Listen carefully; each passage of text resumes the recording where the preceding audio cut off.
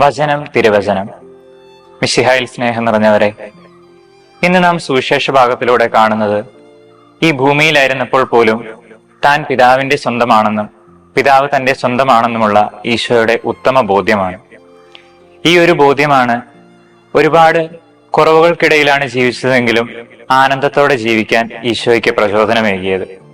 പലപ്പോഴും നമ്മുടെയൊക്കെ ജീവിതത്തിൽ നമുക്ക് നഷ്ടപ്പെട്ടു പോകുന്നതും ഈ ഒരു ബോധ്യമാണ്. എന്നെ കരുതുന്ന ഒരു ദൈവമുണ്ട് എന്ന ബോധ്യം. പലപ്പോഴും നാം ഒക്കെ ജീവിക്കുന്നത് ഈ ലോകത്തിന്റെ ഭാരം മുഴുവൻ ചുമക്കുന്നത് ഞാനാണ് എന്ന ചിന്തയിലാണ്. ഈ ചിന്തകൾ മാറി ദൈവം എന്റെ കൂടെയുണ്ട്, അവിടുന്ന് എന്നെ കരുതുന്നുണ്ട് എന്നൊരു ചിന്ത നമ്മുടെ ഉള്ളിലൊക്കെ വന്നു കഴിഞ്ഞിട്ടുണ്ടെങ്കിൽ ജീവിതം കൂടുതൽ ആനന്ദപ്രദമാക്കുവാൻ നമുക്ക് സാധിക്കും. ഈ ഒരു കൃപ ലഭിക്കുന്നതിന് വേണ്ടി നമുക്ക് പ്രാർത്ഥിക്കാം.